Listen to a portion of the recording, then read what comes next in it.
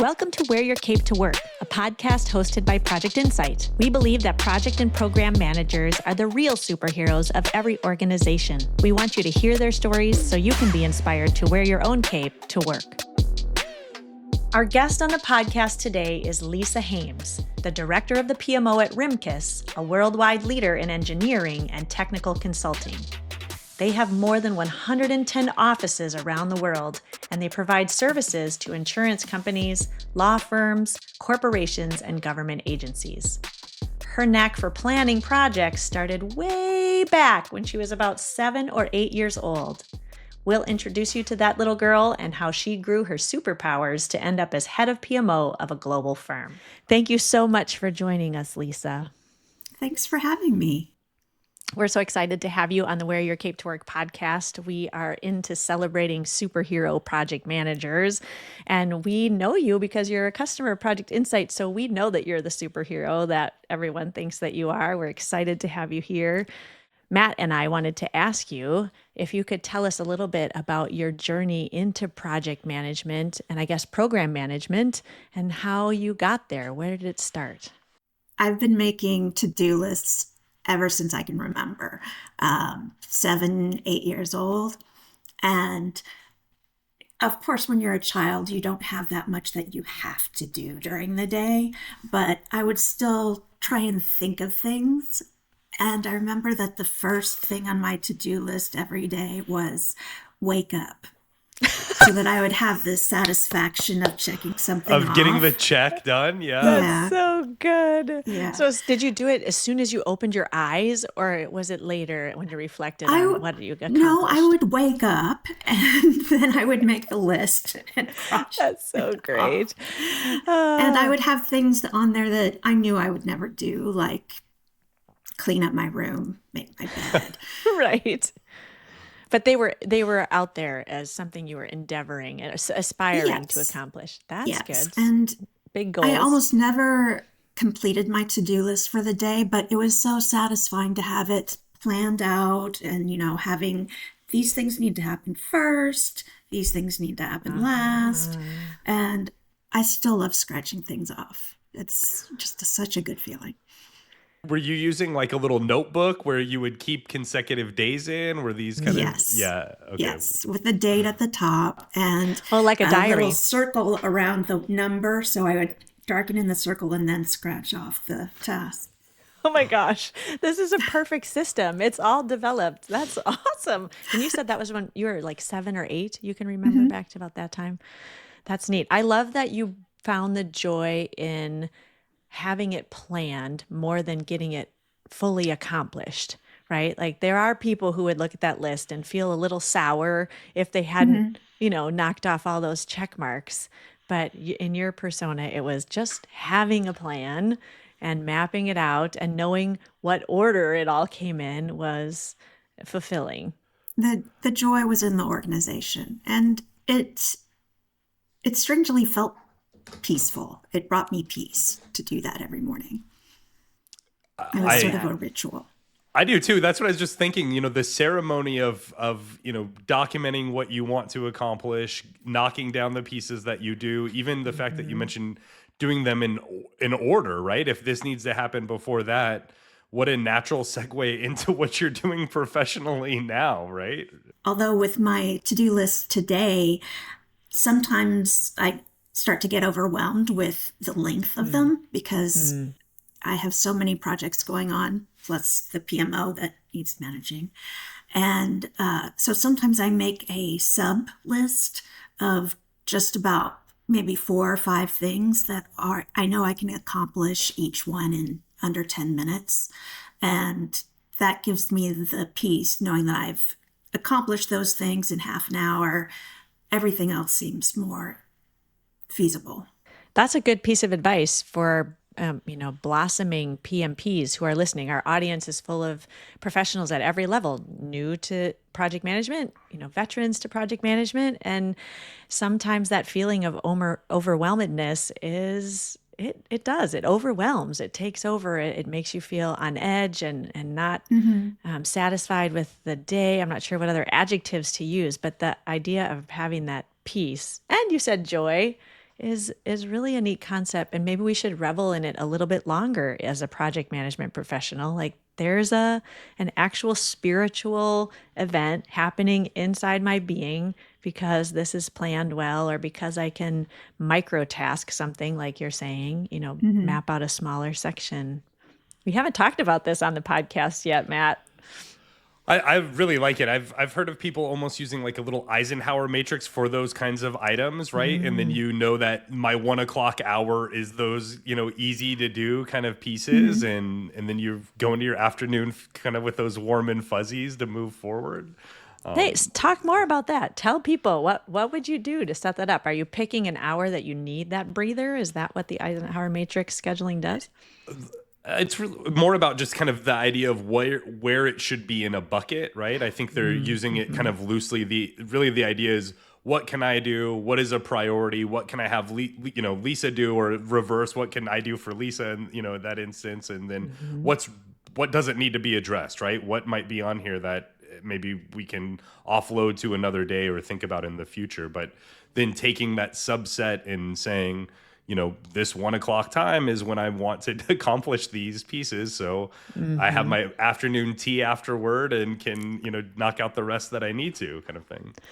I see you nodding, Lisa. Do you use that method, or you have something to add? No, I have tried to actually planning. Okay, this is just going to be focus time where when I read all of my emails for the day, or not for the day, but for the morning, or Sure. this is going to be my relaxed time.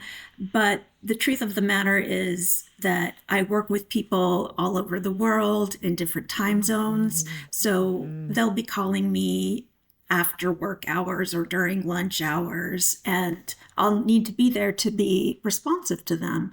And also, priorities change during the day. So I've never been able to make that work. I understand the concept of it so that you can keep a strong work-life balance and you can plan those things into your day, but I've never been structured enough to do that. I have to remain flexible. I'm laughing because my calendar has those times blocked out, but they're very rarely achieved during those blocks for that same reason, right? You work Mhm. with international, or fires or priorities are there, Yes, and right. deliverables need to be done. Especially to your point, Lisa, of managing the projects and the PMO, and that it's hard to keep all of those plates spinning, really. So.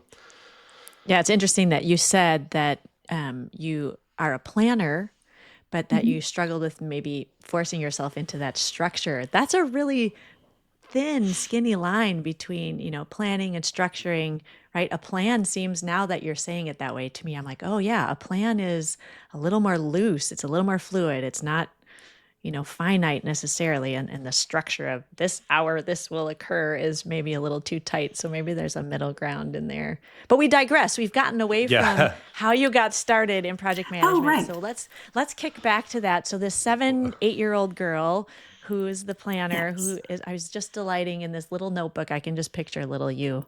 And what happens next? How did you find more how to use that skill? The lists they multiplied and became much more detailed, and ended up involving homework and extracurricular activities, things like that.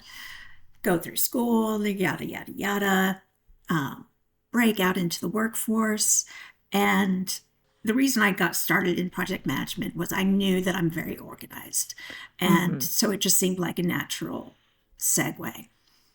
And I've been doing project management for about 16 years now, but I've only actually had the project management title for maybe 12 to 14 months of my life. So I started as a project coordinator, and then not short, soon after that, I was promoted to program manager of the program that I was working on.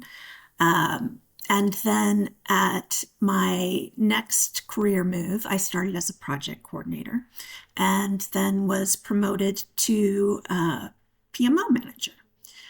And at my current position, I did start as a project manager, and then I was promoted to PMO manager.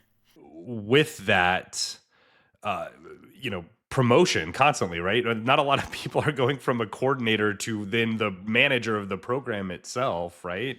Do you think that is contributed to the fact that you've been making lists for your, a whole life at that point, or where do you think that recognition came from? It could be a couple of things. I think that there are some innate abilities that I have that suit themselves to program management, PMO management. I think in terms of processes and standards. I think there also, though, might be an element of my underselling myself or not believing in myself, and so not applying for the jobs that I know that I can do. Yeah, that I could see that, right? In going from managing the program to then going back to coordinator in that, where then you get brought into this new organization who's like, you are not a coordinator. You need to be doing these higher level, management pieces. That makes a lot of sense. Yeah. And going from project coordinator to program manager, which is different than a project manager per se. Yeah. And that's part of why I was looking for project coordinator jobs after the program manager position, because I thought these things have to go in order. You have to be a project coordinator first, and then you have to be a project manager, and then you are a senior project manager, and then you move into PMO management. But that just wasn't the case for me. Can you introduce us to Rimkus, where you're working now? I looked today and was like, they have 110 offices worldwide. That's a huge organization. Maybe share with the audience a little bit about what Rimkus does and how they got started and the business that you're a part of there. Sure. Rimkus, it has been around for 40 years. We just celebrated that birthday last year. We're all very excited about that. We're a forensics engineering company.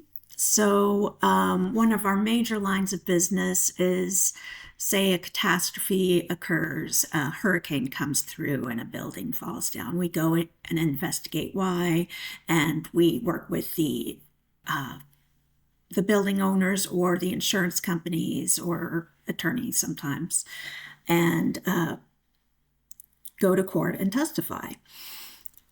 But we also have many other services. That's a lot of growth. And it's over, like you said, 40 years where they've grown into this large organization with so many different strategies. Like, how does a company actually navigate that kind of growth? And is that why the PMO is put in place? Well, that's two questions. Yes, two questions. The first one, the growth has been very ambitious, and some of it has been organic, but a lot of it has been through acquisitions. So we go out and we find companies that complement us, and so we bring those into the fold, and they do act somewhat separately, but they're all within the brand of Rimkus. The PMO itself sits within the IT department, and we were formed to manage IT projects. We've grown beyond that now. We manage both IT projects and marketing projects, and we also have started working on some business-facing larger projects. I was just going to say, how much of that growth has been during your tenure, as far as that's concerned, with expanding to these different... The PMO started with me. Okay. All of it then. Actually, yeah. We implemented Project Insight a couple of months before I started working at Rimkus. Okay. And as I've heard the stories, we needed that system like you would not believe. Oh. We had to-do lists written down sometimes, or sometimes in Excel or Word, but we didn't even have a list of all of the projects that we were working on. That's hard. So the software was a new way of working, but it it simplified things, but it also made people start looking at their work in a different way, in a more organized way. And once they got accustomed to it, I think that everybody realized this is so much better. But there was a little bit of a learning curve there. So the organization is part of what makes it better. And then eventually you feel that efficiency happen probably too. Yes. And once that happens, other corporate services started to notice. And so marketing, who was in a similar situation, they didn't have a full list of all of the projects that they were working on. They had separate lists here and there and everywhere. So they reached out and we started managing their projects as well, brought them onto Project Insight. And their projects they're a bunch of creative people. They're very different than IT people, and their projects are very different than IT projects. So we have completely different project managers working on those two types of projects. And then I usually take on the business-facing projects as well as managing the PMO itself. You bring up some really great points that you need a lot of different methodologies to do different types of work in one single organization, not just because you have different lines of business, but because you have different actual processes of how people accomplish those work and those different teams. That's the way it works with our PMO. When I started working in a PMO, it had formed the week before I joined. And so it was very young. And during my first couple of years there, it was still evolving and changing. And then I became the manager of that PMO. So my experience is really limited to how that PMO was formed and to this new PMO that I helped start from scratch. So I'm never sure if I'm doing it right, if I'm doing it the way that PMOs are supposed to be run. Our PMO works logically. Is it traditional? I don't know about that. I think that most PMOs are unique, Matt. I don't know if that's where you're headed, but we're hearing that across, the customers that we have. But go ahead with what you thought. No, 100%. I think you're spot on. Everybody's, instance is a little different, and kind of the flows that they do end up being a little nuanced to the type of business and where they are, and what other parts of the organization they're managing. So I think that you're in great company with just about everybody else, realistically. So, what are some challenges that you've had while setting up that PMO, right? Sure. One of the challenges that I've faced is initial buy-in, because working with project management methodologies is very different from the way a lot of people just think, and they can't comprehend of a system that works better than a notebook and a pen. But having a system where not only everything is listed out and organized, but multiple people can view that information and update it so that everyone is on the same page, it's game changing. So that is a challenge, getting people who don't think in this sort of way to think in a completely different way, because that kind of change is monumental. Yeah. How did you face that? Is it about finding some new ways to motivate? Is it about sharing, reasons why, about, being an example and be like, how easy this is for me? I mean, all of those things. Was there any one thing that really sparked adoption? I'm sure our audience, in fact, I know 1000% our audience is like, what's the reason? How do you do it? What's the answer? Tell us, great Lisa. Well, I'm afraid I may have to disappoint. There is no secret sauce. Right, exactly.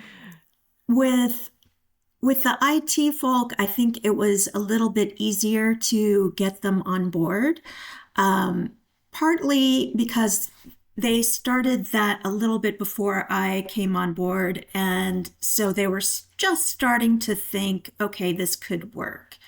And then I was able to slowly fold in standards and processes and getting people to move and organize in the same way. With the marketing department, they were resistant at first. And so I was able to show, okay, this works for the IT department. It can work for you. I was able to show that example, but there was still some reticence there because not only was it a different way of thinking, but there was a fear of giving up some control by allowing other people to go into that project, update their own stuff, update their own tasks. That's scary to some people. Yeah. It's my notebook, Lisa. I don't want you to touch it, right? Kind of Yes, idea. exactly. Or you might mess see it it. up. Or we've always done it this Or way. see Oh, it, yeah, yeah. see it. Yeah, the visibility is a lot. The visibility of data, too, becomes a lot, too. Like, oh, look, my tasks are all behind and they're supposed to be ahead or whatever. That can be frightening, too, I think. It's exposing, maybe. Yeah. But if you have a system in place, then that becomes easier and easier to stay on top of everything. That's the key. So if we fast forward, I don't know how many years it's been since you guys have implemented Project Insight and started, doing this at the PMO level. Where have you gone? What successes have you seen as an organization? Not necessarily because of the tool, but just from having this organized structure, from having the IT PMO, from having now marketing and it sounds like operations heading that way, business side. What are some of the accomplishments or improvements? Do things seem more systematic? Does it make it easier to, see goals and aim towards them, or even have a retrospective and, revise and reframe and do it in a templatized way going forward? Like, does it lend to repeatable processes? Just for some ideas of what might have improved. Sure. Yes, definitely repeated processes are important and something that allows us to learn from our mistakes and what we've done well. We've instituted regular lessons learned meetings at the end of every project so that we can honestly and openly talk about things that we could have done a little bit better. And we have started storing those and reviewing those before we start any new project so that we can truly learn from them. In my past experience, lessons learned recording has been just that, recording the lessons learned. And the important part is to actually learn from them and act on that knowledge. And we do that within our hybrid projects as well, hybrid of waterfall and agile. So after every sprint, we'll have a review and talk about what we could have done better and maybe pivot if needed. Yeah, and I think having a tool allows you that time to actually do that retrospective, right? Because if you've already got things written down, the template looks like this, it's very structured and visible that this is what we did, you can make those tweaks real easy. Whereas if you have a light process that's just in someone's mind, or everyone's just working towards their tasks separately from one another, it's hard to make those changes to something that's a template, or something that can be repeated because you don't have a structure that's there. Are you getting to a point where you feel like things are snowballing, where other business units are recognizing the success that you're having and kind of coming to you as the guru of like efficiency? Well, I would never call myself that. I think, but yeah, sure. I would. I will, though, Lisa. As far as that's concerned, let us. So, yeah, be All right. cheerleaders. definitely. I do believe that I don't believe. I know that the PMO and our project management styles have been noticed by other parts of the business because we are being brought in on major projects, such as looking at our pricing structure and how that works and how we can make that better, or implementing an ESG program company-wide, which was very interesting for me, but also different from our normal IT and marketing projects. So it's exciting to see other people look at the PMO and acknowledge our value.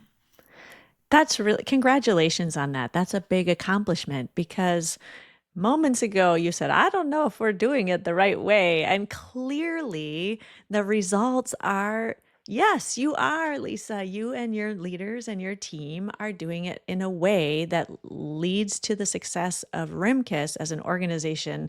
Whether that can be uprooted and placed onto some other organization, who knows? But I think that this is something, a little light bulb should be going off for all of us. We brought it up earlier that your business needs are unique. The sophistication of people's projects and the strategies that they have and the business that they want to accomplish are all different. And so from a high level, there's a lot to be said about these are some good guidelines. And you went out and you found those good guidelines, but you made those, with your team, your own for your organization. And because of that, you have success organization wide. And her title, by the way, is Director of the PMO Office. So much applause to you. That's a big deal. You're involved in the PMI, and you had mentioned to us in another conversation about the value ring methodology from PMI that you're interested in kind of checking out and looking into PMO certifications. Can you tell our audience a little bit about what value ring is and why you're interested? Sure. Well, the PMO value ring was established, I guess, by the PMO Global Alliance, which was founded by Amerigo Pinto many years back. And in 23, the Project Management Institute, PMI, acquired the PMO Global Alliance, and they took over the value ring methodology.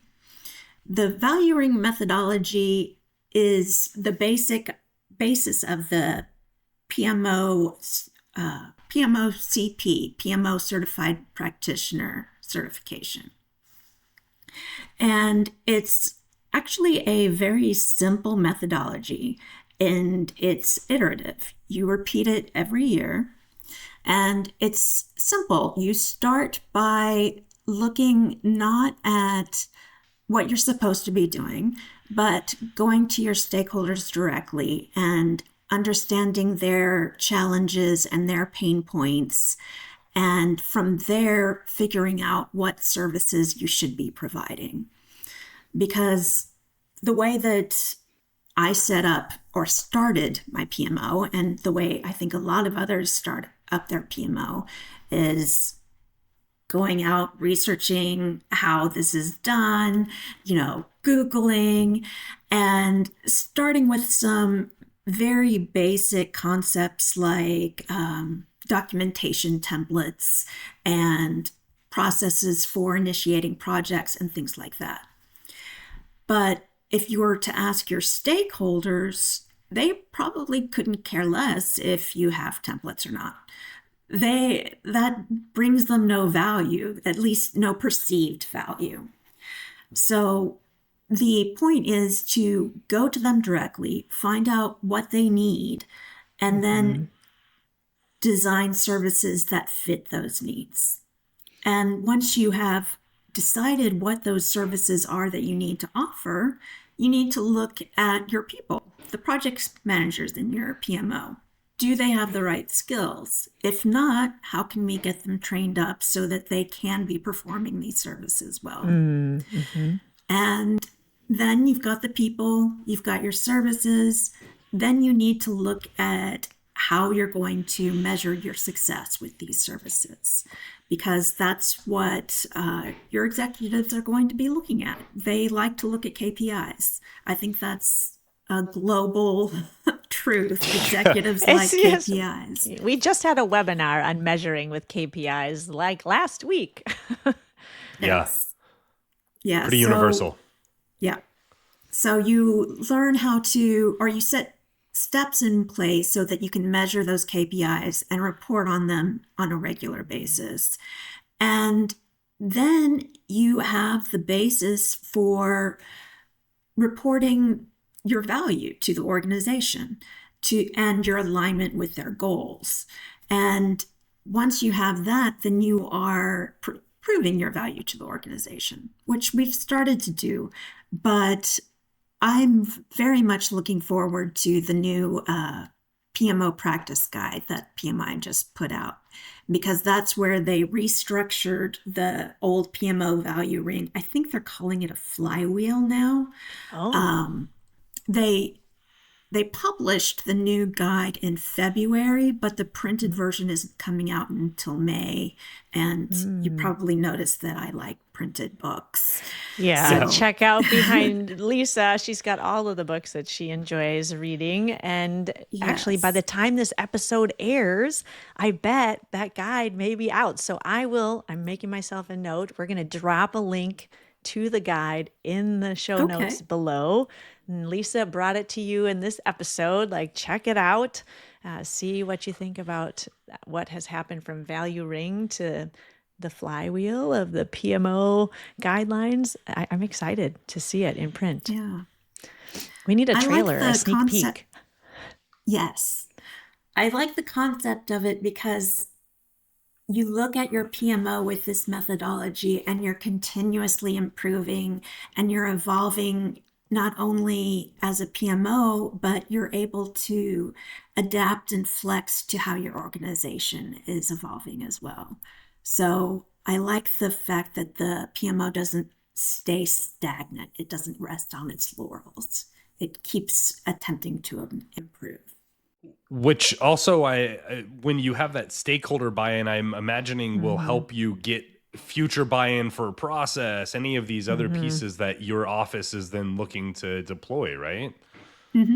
Exactly. Yeah, you said snowball, Matt, earlier, and I feel like that verb is here too, right? Like once you've had the success in establishing just this initial process, and other departments or teams business units are having success with it, and now you've gone to your stakeholders and made sure that they have buy-in on certain elements and those are succeeding, this all builds on top of itself and snowballs, and part of what brings great fulfillment is bringing that success but compounding on it, and that's probably why many project managers, that those successful projects lead to successful careers for them in those organizations. It's and not an easy way to elevate your career path, but more visible, more tangible. We had this success and thereby I can fit into this new role next.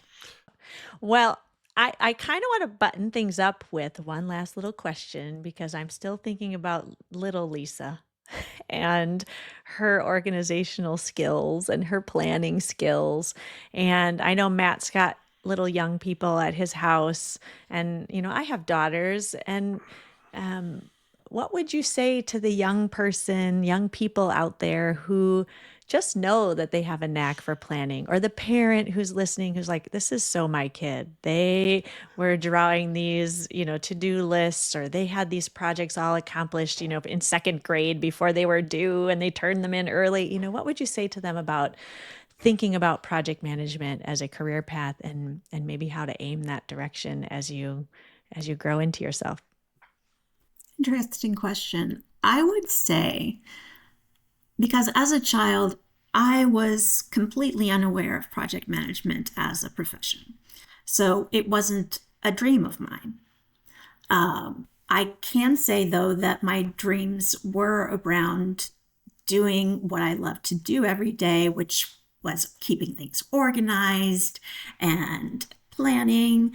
And I guess my advice would be to understand what you're passionate about, and no matter what that is, it can probably be translated into a career. So that's not specific to project management, but right. I think that it's true. I think project managers are such a great example of passions that become a career path. Not everyone is in that kind of work, but we've met with hundreds of project management professionals. We work with customers every day, and project management professionals tend to have said, this is my passion and I'm going to use it here. They're organized enough to have planned that out for their own lives. Or they turn to PMI to get those skill sets, right? I'm passionate about this piece and I know I want to be a part of it. How can I do those professionally, right? How do those combine up? And PMI is a fantastic organization. Just a shout out to them. Right. As an introvert, it's difficult for me sometimes to go out and talk to people, but their annual conference is wonderful. It brings together project managers from all over and PMO leaders.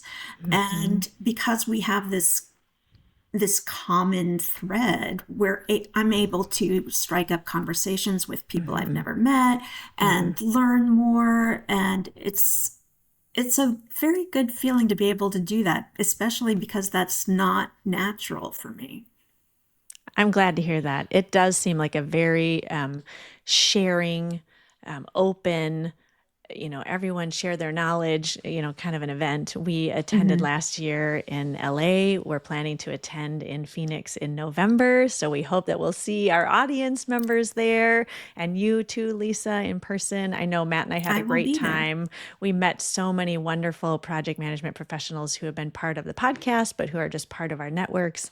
And we've learned a lot from everyone on what project managers need and what their superpowers are. We want to thank you for sharing your time with us today, for talking about how your young talents towards planning and organization have led to a really full career of organizing very sophisticated, complex initiatives at a company that's global. I mean, that's a big, trajectory from little you to, adult you. And we're just so proud to highlight those superpowers that you bring to Rimkus and to the other organizations that you're a part of. So thank you for being with us today.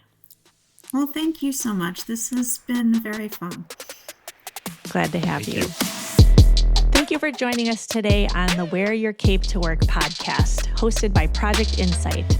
If you enjoyed today's episode, please like, follow, or leave us a comment. If you subscribe to our YouTube, Spotify, Apple, or other favorite podcast channels, you'll receive notifications of all of our new episodes. We'd also love it if you would share Wear Your Cape to Work with your network of PMPs or anyone else who might enjoy the show.